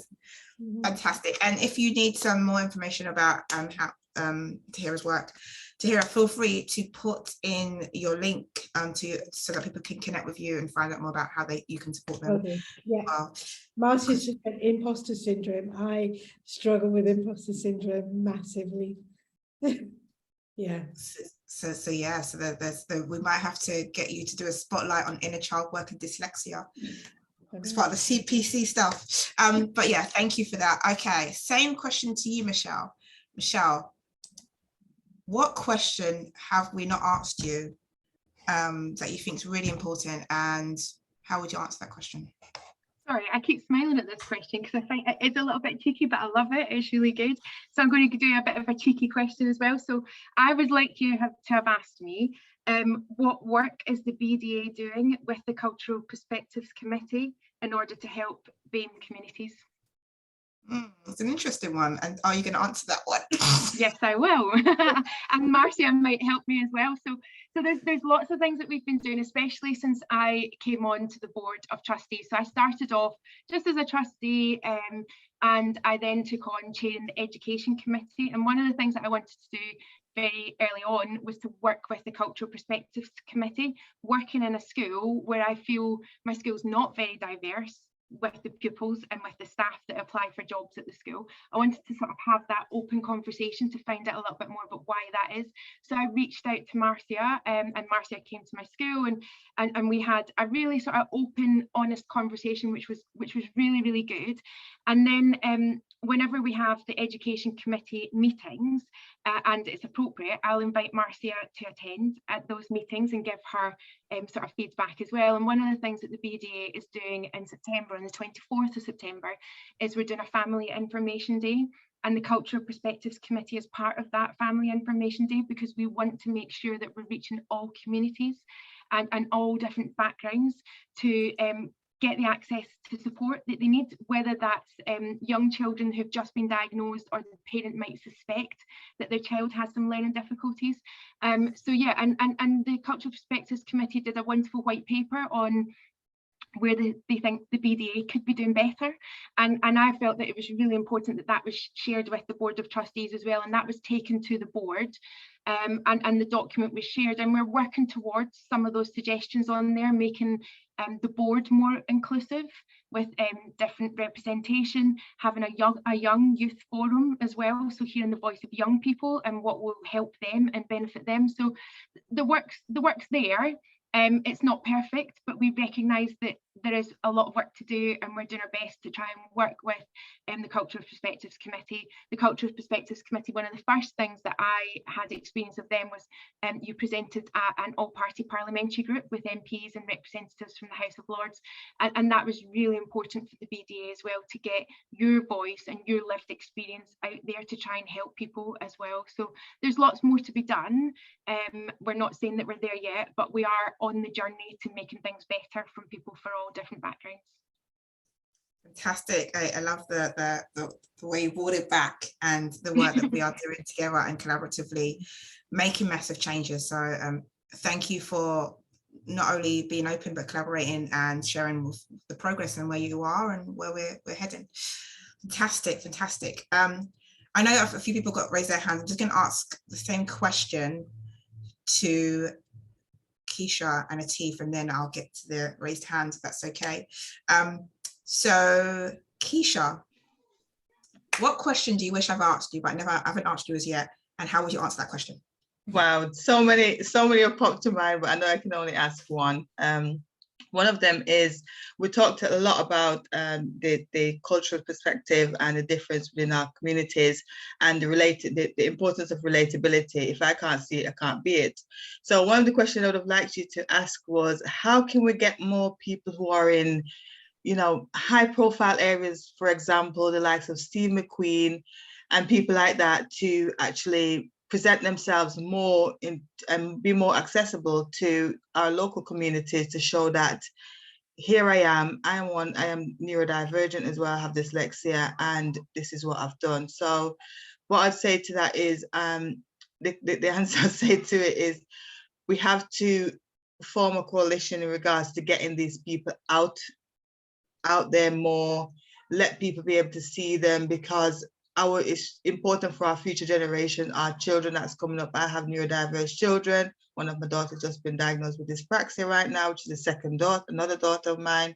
So it's really important for them to see those role models and getting them out there. But however, some of them are so inaccessible. This is a conversation I've had several times with my girl Marcia. She's on this call right now, and it is becoming really frustrating, because we need to see those faces.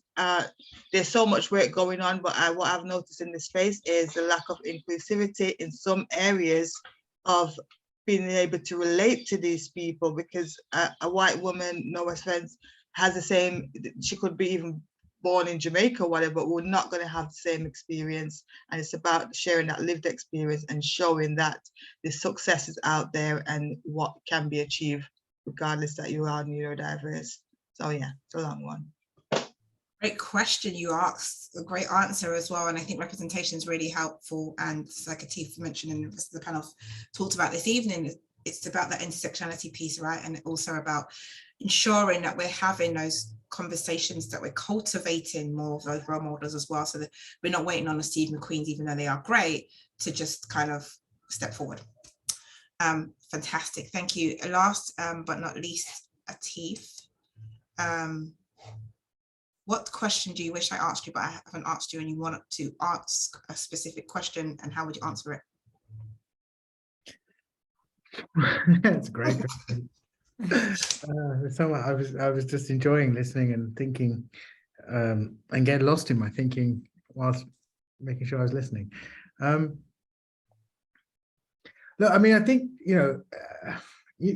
I think we've covered. I mean, we've covered a lot of ground, and it's not a cop out. I think we've covered a lot of safe ground. It's incredible, if you think in the short time space, how powerful it is that we've covered the depth of some things. And I want to go to deeper spaces all the time, because that's just the way I'm built.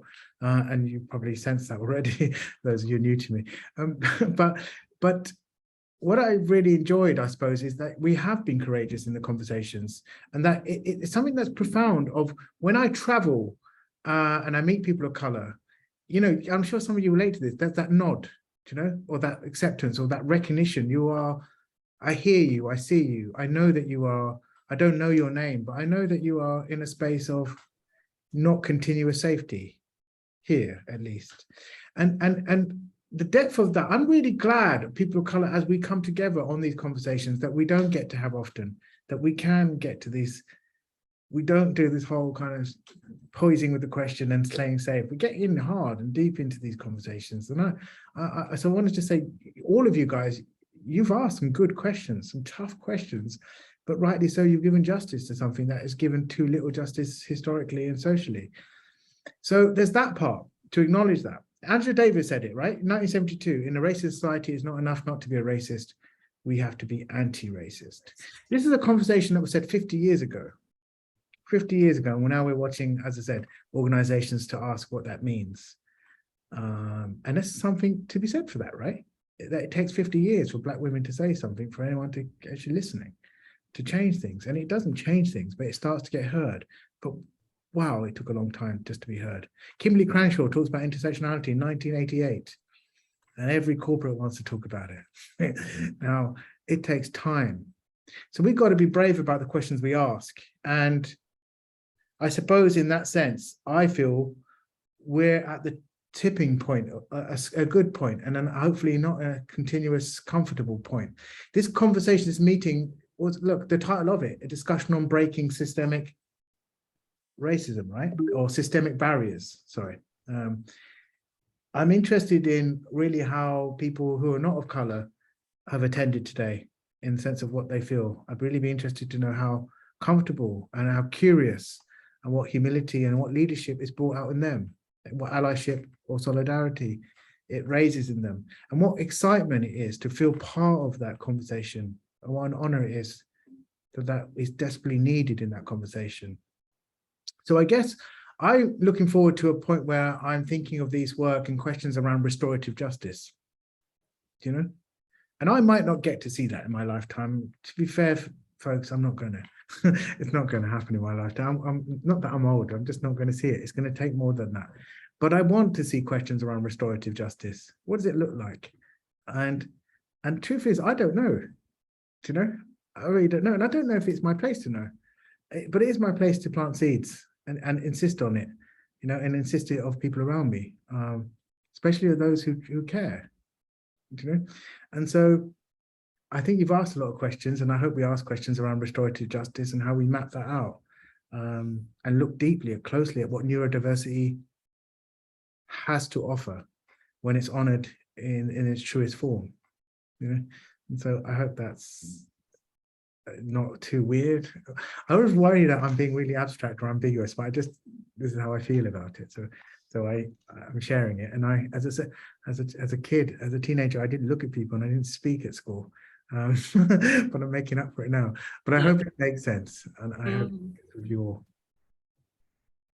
No, it makes sense, and you speak so much from the heart and so much passion from that lived experience, but also the fact that you work with so many people that you impact and are able to take those stories and be able to then drive forward some form of conversation that's going to help them as well have their form of freedom.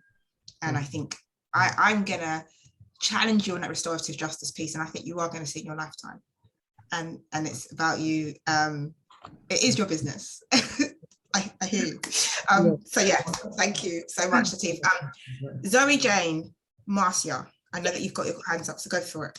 I only put it up because there's a question in the chat and I know my brain would have forgot. So I'm just going to go to that question so we don't forget.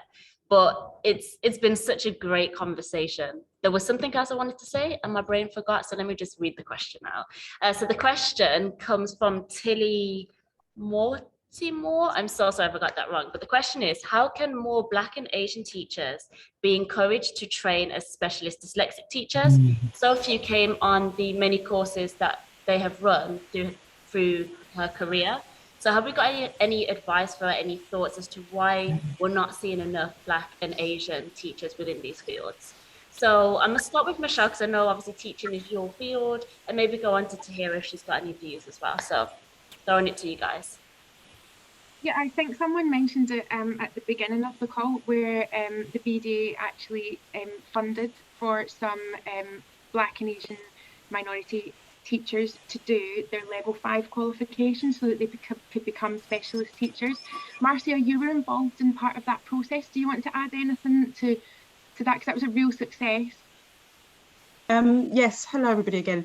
It was a real success. I think what's come up time and time again, it's about the funding and costing really to be able to pay for the course. It's not a cheap process, but also it's the funding. So I think that's I'm going to just keep it real. That's one of the main factors. It has been a success. We'd love to know more about what's happened to those people who've been successful in the bursary, but we will hopefully promote that and talk about that a bit more. But it's definitely around funding, people not affording or being able to afford to be able to pay the fees for the level 5 or level 6 or 7. So that's the bottom line of it from my perspective and my experience being on the bursary. Yeah, I completely agree. The course itself, even with the BDA, it's quite a reasonably priced course in comparison to others where you almost pay double the amount to become a level 5 or level 7 qualified teacher. But I completely agree, and having been a governor in a state school, I know how tight the finances are. So when you might have a request from a teacher who wants to go on a training course and it costs £2,000, sometimes there's just not the affordability there. And it will be interesting to see when Matt Hancock does read his bill at Parliament, when, yes, and I think Atif said it's about what happens after that diagnosis.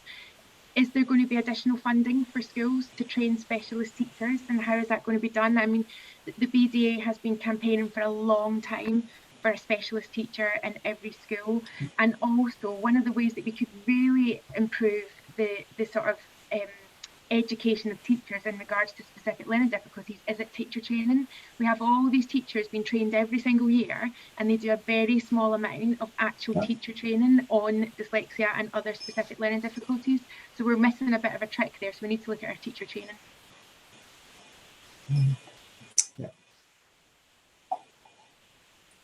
Interesting. Thank you for answering that. It's definitely interesting when you think about it, that we don't see enough of it.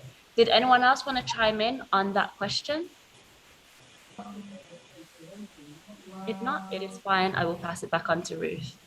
I just want to we're going to be closing up soon, and I want to know if you found this conversation valuable on a scale of 1 to 5. 1, could have just sat home and watched EastEnders. 5, very valuable. Repeat, continue doing the work.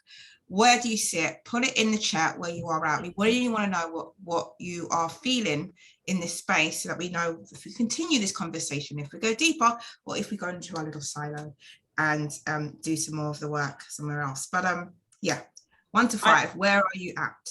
Yeah, and while people are doing their 1 to 5s, I just wanted to say, Atif called it troublemaker. I call it provoking, but I also call it that I no longer can be quiet. You know, for too long, I've been silent. For too long, I've had to mask. For too long, I've had to feel that I wasn't good enough or I didn't belong.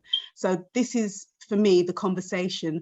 Also, the Cultural Perspective Committee was founded by myself and Jocelyn, but it wasn't meant to be permanent. This is something that should be across the BDA, is something embedded when they talk about diversity, equality, inclusion, gender, all of those things, and young people. This is never meant to be a permanent committee. We are doing our best, but you know, it takes all of us. As we say as Africa, it takes a village. So really what I want to say, this is the beginning of lots of things, but we're just hoping, like with Michelle, who's been fantastic, and I thank her for being here today from the BDA, to continue this work, but it needs to be embedded throughout the BDA as an organisation or as a charity. So I just wanted to raise that point, because it's very hard for me to be quiet, and I've done really well. I love the position I was in, because it's really good to listen and hear other people's voices, because I do get passionate, like a lot of us do, but we do need to change this narrative, and we need more action. Just to very quickly add on to it, I love the fact that there's so many people in this call that we want to reclaim being a troublemaker. I was told I was the biggest troublemaker in school. I just was gobby. I always wanted to speak. I speak for England constantly. But I'm really glad to claim that as something positive. Like, I'm challenging people's thoughts. I want to hear your opinion. I want to understand your opinion and then make you understand my opinion and challenge you. I feel like, exactly, we need to provoke people in order to make a change. We need to get comfortable with the uncomfortable. So I'm really glad we got those provoking conversations out there today, because it's what we need to do more of. And I know we literally have 3 minutes, so I'm gonna. And I'll just say, just to that point, from a culture perspective, I was always told children were seen and not heard. So you've got to understand those interwoven kind of cultural intersections as well. So that's where I'm coming from on that basis as well. But I'm going to stop now before. So I want Nick. As one of the Cultural Perspective Committee, I'm going to chime in the last 1 minute and just say, really, thank you to all the panelists. Thank you for everybody who's turned up. The conversation in the chat, I've been following that and trying to respond to different people's, questions and words of affirmation that they've been saying in the chat.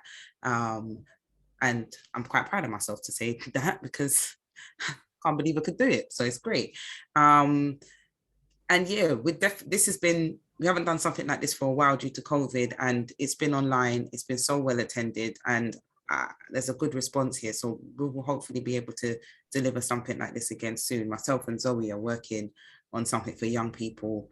And after today, haven't you got some ideas? I think, Michelle, we're going to come and see you, me and Zoe, and maybe some young people too. Keisha, you got your hand up. Did you want to say something real quick? Yeah, I just want to chirp in a little bit just on what Michelle said earlier on. We have to continue to be disruptive in what we're doing in our areas, in every part of what we're doing, especially within the schools, because going back to what Michelle said, if we were teaching what it is for on a bigger scale, how to explain this, if we were teaching how dyslexics should be taught, we wouldn't be having so much conversation surrounding schools, if that makes sense, because it'd be inclusive for everyone that's involved. Yeah, that's all I wanted to say. Tahirah, you okay? Yeah, no, it's really good. I was just thinking about the rebels. I've often been called a gangster.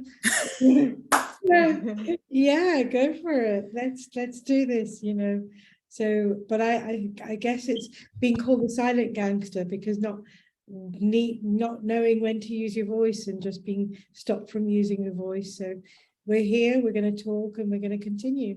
Yeah. Okay, Ruth, over to you. Hold on a second. Donald's got his hand up. He hasn't said, can he say something? He wants to ask something quickly. It's very minor, because we're going to run over, and I just, yeah.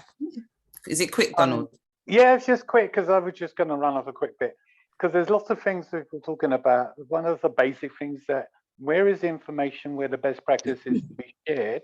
If you want this to happen in schools and in other educational institutions and so on, you need to give them the examples, but take them through it, because we found when we've done awareness training and so on, there's one thing to do the PowerPoint thing and stand up there and to explain it. Yep. And also the other thing is, in our field, we tend to use a lot of current jargon, but then you're talking to people on the ground, they look at you and thinking, what does pedagogy or any of those other phrases?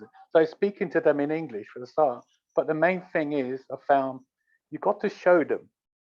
So if we made videos of an example of a classroom, that means you could get it out to a wider audience, because they can see what it looks like to actually be delivering, rather than get an exercise book and read through it and still end up blank, or they'll end up with some expensive course they've got to go on to try and achieve it, then reduce the chance of that actually happening.